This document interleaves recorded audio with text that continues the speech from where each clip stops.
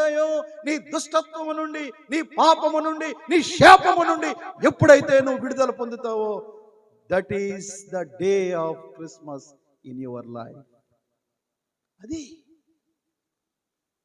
ప్రియులారా, పాపములో జీవిస్తూ, దుష్టత్వంలో బ్రతుకుతూ, చెడు మార్గములో నడుస్తూ ఈ క్రిస్మస్ పాటలు పాడగలమా? ఈ క్రిస్మస్ ఆనందాన్ని అనుభవించగలమా? చూడండి ప్రియులారా, అందుకనే దేవుడు అంటున్నాడు, మీరు ఇదిగో మీ దుష్టత్వము నుండి మరులుకోండి, నా వైపు తిరగండి. నీవు దుష్టత్వము నుంచి విడుదల పొందితే దేవుడు ఏమన్నాడు? నేను మిమ్మల్ని ఆశీర్వదిస్తాను.